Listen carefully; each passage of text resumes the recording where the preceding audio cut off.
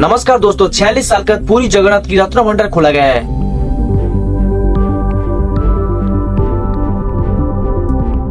छियालीस साल के पहले रत्न भंडार खोला गया था, अभी रत्न भंडार खोला गया है। अभी रत्न भंडार के बारे में बहुत सारा चर्चा हो रहा है। अभी रत्न भंडार में क्या है, हीरा है, मोती है, माणिक है। सबसे पहले रत्न भंडार में क्या क्या था, अभी रत्न भंडार में क्या क्या है, अभी जांच हो रहा है।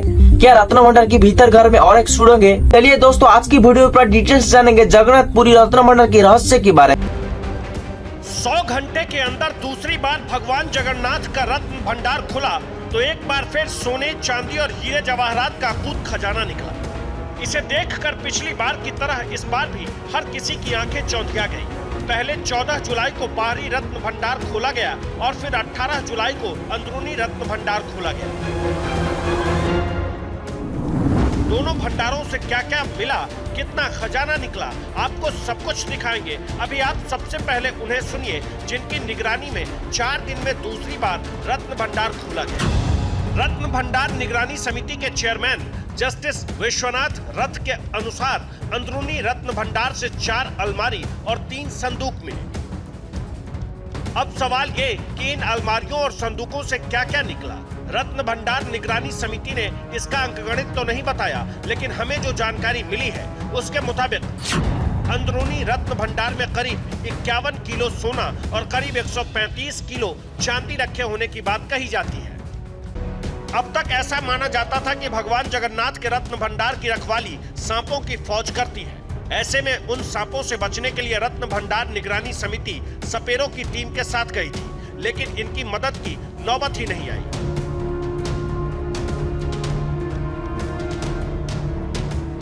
मंदिर के रत्न भंडार के अनदेखे और अंदरूनी हिस्से में 11 लोगों की टीम दाखिल हुई।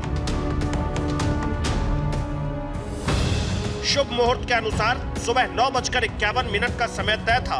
ऐसे में ठीक इसी समय पर निगरानी समिति के सदस्य रत्न भंडार के अंदर दाखिल हुए।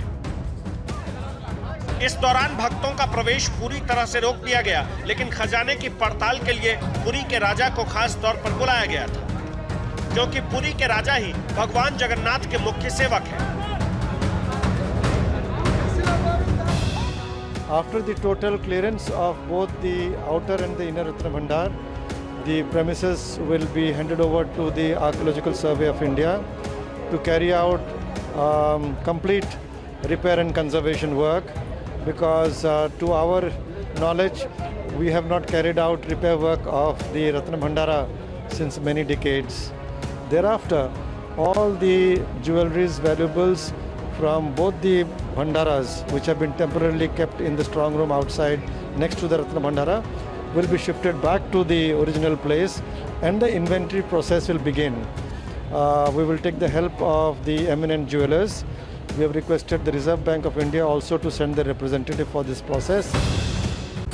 लेकिन अनुमानों के अंकगणित के अनुसार बाहरी रत्न भंडार में 95 किलो सोना और करीब 19.5 किलो चांदी रखे होने की बात कही जाती है। 14 जुलाई को बाहरी रत्न भंडार में रखे गहनों और कीमती सामानों को मंदिर के अंदर अस्थायी स्ट्रांग रूम में रखने के बाद स्ट्रांग रूम को सील कर दिया गया। इससे पहले साल 1978, 1926 और 1905 में भगवान जगन्नाथ के रत्न भंडार को खोला गया था। श्री जगन्नाथ मंदिर का रत्न भंडार मंदिर के उत्तरी तरफ बना है। इसकी लंबाई 8.79 मीटर, चौड़ाई 6.74 मीटर और ऊंचाई 11.78 मीटर है। इस रत्न भंडार में भगवान जगन्नाथ, उनके भाई बलभद्र और बहन सुभद्रा के वस्त्र और आभूषण रखे हुए हैं। साथ ही सालों से मंदिर में चढ़ाए जाने वाले रत्न और जवाहरात, सोना, चांदी भी इसी भंडार में रखे जाते हैं। सवाल तो ये भी कि क्या पुरी के इस मंदिर में कोई और खजाना भी है? क्या कोई और गुप्त रत्न भंडार है जिसमें आभूषणों का अंबार है?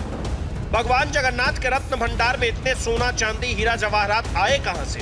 इसे जानने के लिए आपको मंदिर के इतिहास पर नजर डालना होगा। अभी अगला काम जो है, हम लोग सरकार को लिखेंगे।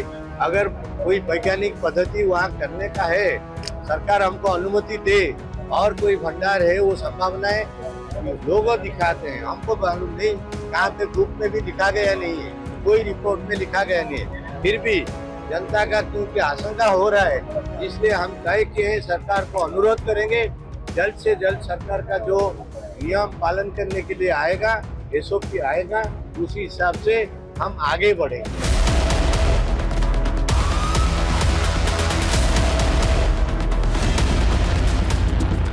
12वीं सदी में कलिंग, जिसे हम आज ओडिशा के नाम से जानते हैं, तब यहाँ गंगा वंश के राजा अनंत वर्मन चौड़गंगा का राज था। जगन्नाथ मंदिर का वर्तमान रूप इन्होंने ही बनवाया था। साथ ही मंदिर को सोने के हाथी, घोड़े, फर्नीचर, बर्तन, बहुमूल्य रत्न आदि दान दिए थे, जिसके चलते यह मंदिर 12वीं सदी से ही धन्य धान्य से भरा रहा।